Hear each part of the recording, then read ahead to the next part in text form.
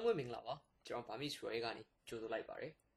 ခုတစ်ခေါက်ကတော့ကျွန်တော်ဒီဗီဒီယိုမှာ unboxing မဟုတ်ဘဲနဲ့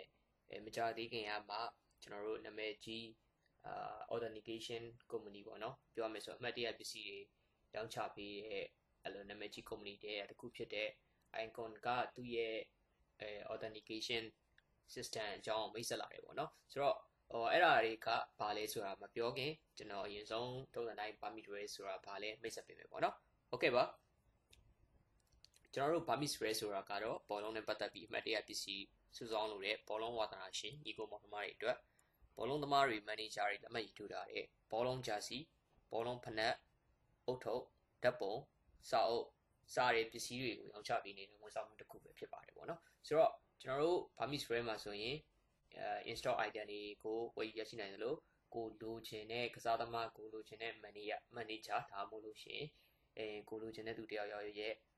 လက်မှတ်တွေကိုနဲ့ပစ္စည်းလက်မှတ်တွေရေးထိုးထားတဲ့ဒီပစ္စည်းတွေကိုပေါ့နော်ကျွန်တော်တို့ရှီကနေပြီးတော့ရောင်းချပေးနေတာဖြစ်တဲ့အတွက်ကြောင့်မလို့ကိုလိုချင်တဲ့ item တွေရှိလို့ရှိရင်ဒီ page ကိုဆက်သွယ်ဆောင်မေးမြန်းနိုင်တယ်ပေါ့နော်ပြီးတော့လို့ရှိရင်ကျွန်တော်တို့ဒီမှာ YouTube မှာလည်းအရင် unboxing season တုန်းကဗီဒီယိုတွေကျွန်တော်တို့ဘောလုံးသမားတွေနဲ့တွေ့တော့ကအတွေ့အကြုံတွေပြီးသွားလို့ရှိရင်ကျွန်တော်တို့ဒီ autograph jersey တွေနဲ့ပတ်သက်ပြီးတော့ဘယ်လိုတွေရှိလဲဆိုတဲ့ဟာတွေကိုလည်းဒီ YouTube channel မှာတွားပြီးကြည့်လို့ရတယ်လို့ TikTok မှာလည်းကြည့်လို့ရတယ်ပေါ့နော်ဟုတ်ကဲ့ပါအဲ့ဒါဆိုရင်တော့ကျွန်တော်အခုတစ်ခေါက်ဒီ sharing အနေနဲ့ပေါ့နော်လုပ်ပေးချင်တာတော့ဘာလဲဆိုတော့ဒီ autograph jersey တွေအကြောင်းပေါ့နော်အရင်ကလည်းဒီမှာပေါ့နော်ဒီဘယ်လိုပြောရမလဲဒီဗီဒီယိုမှာတွားပြီးကြည့်လို့ရတယ်autograph jersey တွေကဘာတွေလဲဘယ်လိုမျိုးစားတွေရှိလဲပြီးတော့လို့ရှိရင် secret တွေကဘယ်လိုရှိလဲauction တွေလုပ်ချင်တဲ့သူတွေရောဘယ်လိုလုပ်လို့ရလဲဆိုတဲ့ဟာမျိုးတွေကိုဒီဗီဒီယိုအဟောင်းမှာတွားပြီးပြန်ကြည့်လို့ရတယ်ပေါ့နော်အခုကျွန်တော်ပြောပြပေးချင်တာကတော့ဒီ icon ပေါ့နော် icon ကပြောရမယ်ဆိုရင်နာမည်ကြီးဆုံးအောင်မြင်ဆုံးလို့ပြောလို့ရတဲ့ company တစ်ခုပေါ့နော်သူကပါလဲဆိုတော့ဒီလိုမျိုးဘောလုံးသမားတွေအမှတ်ကြီးထိုးထားတယ်ဒီ jersey တွေပေါ့နော်သူသဖြင့် jersey တွေကိုဒီရောင်းချပေးနေတဲ့ဒီနာမည်ကြီး brand တစ်ခုပေါ့နော်ဆိုတော့ icon ကမကြသေးခင်ကမှဒီမှာသူအသစ်လေးတစ်ခုမိတ်ဆက်လိုက်တယ်ပေါ့နော်ဒီ triple loss ဆိုပြီးတော့မိတ်ဆက်လိုက်တယ်ပေါ့နော်ဆိုတော့ဒီ triple loss ဆိုတာဘာလဲမပြောခင်ကျွန်တော်တို့တခြားbrand တွေဖြစ်တဲ့ဒီ Foro Match One Shadow ကိုတစ်ချက်လေ့လာကြည့်မယ်ပေါ့နော်ဆိုတော့ကျွန်တော်တို့ဒီ Match One Shadow မှာဆိုလဲဒီလိုမျိုးသူကကြတော့နည်းနည်းပို့ပြီးတော့စုံနေပြောရမယ်ပေါ့နော်သူ focus ထားတဲ့ area ကတခြားကစားနည်းတွေလည်းမျိုးစုံပါဝင်နေပေါ့နော်ဆိုတော့ Match One ရှိမယ်Match One မှာအထူးသဖြင့်ကျွန်တော်သဘောကျတာကဘာလဲဆိုတော့ဒီဘောလုံးသမားတွေဘောလုံးပွဲတွေပြီးသွားတဲ့အခါကြလို့ရှိရင်အဲ့ဘောလုံးပွဲတွေမှာဝစ်ခဲ့တဲ့အင်ကြီးတွေရောမွေးဖြစ်တဲ့အင်ကြီးတွေရောအဲ့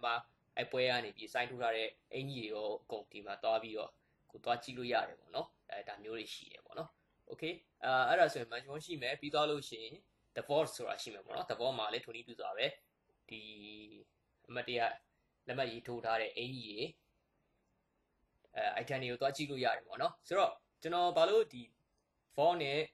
MWS ကိုပြောနေရလဲဆိုတော့နှစ်ခုလုံးမှာတူညီတဲ့အချက်ရှိတယ်ပေါ့နော်ဘာလဲဆိုတော့MWS ကအရင်တော့ကတော့ကျွန်တော်တို့ NFC ချစ်တွေမပါပေမဲ့နောက်ပိုင်းဒီပြောင်းလာတဲ့ version တွေမှာ NFC ချစ်လေးပါလာတယ်ပေါ့နော်ဆိုတော့အဲ့အရာတွေစပြီးသုံးလာတယ် default ကတော့သူစပြီးထွက်လာတယ်သူက NFC technology ကိုသုံးပြီးထွက်လာတယ်ပေါ့နော်ဆိုတော့အဓိကတော့ရိုးရိုးရှင်းရှင်းပြောရလို့ရှိရင် NFC technology ကပါလဲဆိုတော့ဒီပစ္စည်းတစ်ခုမှာသူတို့အဲ့လိုမျိုးchip ပုံစံမျိုးလေးတွေသူတို့ထည့်ထားတယ်ပေါ့နော်ထည့်ထားတဲ့အချိန်မှာကိုယ့်ရဲ့ဒီဖုန်းနဲ့ application ပေါ်ကနေပြီးတော့အဲ့ရဲ့အင်ဂျီပေါ်ကိုကျွန်တော်တို့ scan ပုံစံမျိုးဒါမှမဟုတ် touch ပုံစံမျိုးလုပ်လိုက်တဲ့အခါကြလို့ရှိရင်ဒီပစ္စည်းကဘာလဲဆိုတဲ့ information ကိုဆက်လို့ရတယ်ပေါ့နော် digitalize ဆက်လို့ရတယ်သူကပြောရမယ်ဆိုရင်ကျွန်တော်တို့ RFID လို့ပုံစံမျိုးပဲပေါ့နော် radio frequency identification ပုံစံမျိုးပဲပေါ့နော်ဆိုတော့အဲ့ဒါဆိုရင်ကျွန်တော်တို့ icon မှာလည်းစပြီးတော့လောက်လာတဲ့ဒီ system ကိုကျွန်တော်တစ်ချက်ကြည့်လိုက်မယ်ပေါ့နော်ဆိုတော့သူကဒီမှာပေါ့နော်စပြီးတော့သူမိတ်ဆက်လာတယ်ပေါ့နော်ဒီမှာဆိုရင်ဒီဘယ်နာကို tag လုပ်ရမယ်ဆိုတဲ့ဟာပါသူကပြထားပြီးတယ်ပေါ့နော်ဆိုတော့သူက triple lock တော့တုံးထားတယ် သူကအဲ့ triple law လို့သုံးထားတဲ့ဟာမျိုးကကြတော့သူကtechnology 3ခုကိုပေါင်းထားတယ်ဆိုတဲ့ဟာမျိုးနဲ့သူကဆိုလိုချင်တာပေါ့နော်ဆိုတော့သူ့ရဲ့ triple law ဆိုတဲ့အဓိပ္ပာယ်ကဘာလဲဆိုတော့အဓိကတော့နံပါတ်1ကကျွန်တော်တို့ NFC technology ကိုသုံးလာတယ်အဲ့ခုနပြောခဲ့သလိုပဲရှင်းမှပြောခဲ့သလိုပဲ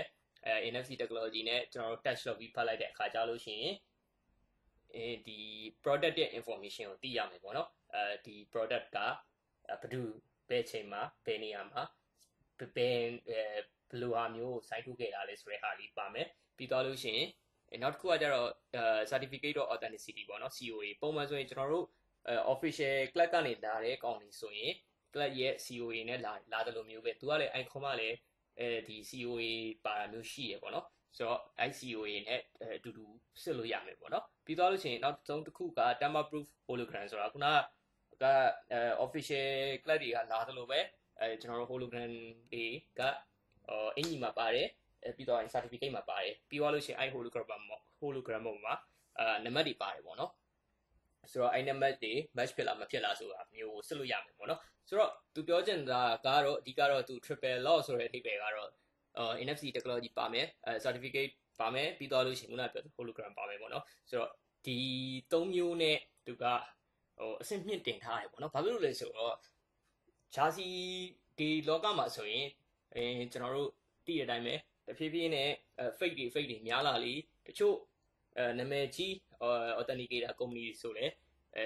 စောစောလာတော့ဆိုရင်ပုံမှန် sticker သုံးတယ်ပြီးရင်နည်းနည်းကြာလာတဲ့အခါကျလို့ရှိရင်နောက်ထပ် sticker တစ်မျိုးထပ်ချင်းရတယ် sticker design တွေဆိုရင်သူတို့ဆိုရင်ထပ်ပြီးချင်းရတယ်ပေါ့နော်အဲ့လိုချင်းတဲ့ company တွေမှာဆိုရင်များတော့အဖြစ် backup ဆိုရင်အခုဆိုချင်းနဲ့သူ့ရဲ့ sticker type ကမရှိဘူးဆိုရင်2မျိုးလောက်ရှိနေပြီပေါ့နော်ဆိုတော့ဘာလို့လဲဆိုတော့သူတို့ကအဲ့လိုမျိုးဈေးကွက်ထဲမှာအဲ့လိုမျိုးအတုလုပ်တဲ့လူတွေများလာလေဒီလိုမျိုးသူတို့ရဲ့ဒီဘယ်လိုပြောမလဲစစ်မှန်ကြောင်းစစ်တဲ့ဟာကို update လုပ်ရလိမ့်ပေါ့နော်ဆိုတော့အဲ့မျိုးရှိမယ်ဆိုတော့ကိုကအဲ့လိုမျိုးဝယ်တဲ့အခါမျိုးကြောက်လို့ရှင်တီးချာ online မှာလုပ်ထားတဲ့တွေ့နေရတဲ့ sharing တွေကိုတခြားကြည့်ပြီးတော့လေ့လာပြီးတော့ဝယ်သင့်တယ်ပေါ့နော်ဟုတ်ကဲ့ပါအဲ့ဒါဆိုရင်ကျွန်တော် good call sharing လုပ်ပေးခြင်းနဲ့ icon ရဲ့ triple lock ကြောင်းရာလေးကတော့ဒီမှာပဲပြီးဆုံးသွားပါပြီလာကြည့်ပေးတဲ့တယောက်ချင်းစီကိုလည်းကျေးဇူးတင်ပါတယ်နောက်တစ်ခေါက်မှာလည်းကျွန်တော်ဒီလိုမျိုး knowledge sharing ကိုထပ်ပြီးတော့ပြုလုပ်ပေးပါမယ်အားလုံးပဲကျေးဇူးတင်ပါတယ်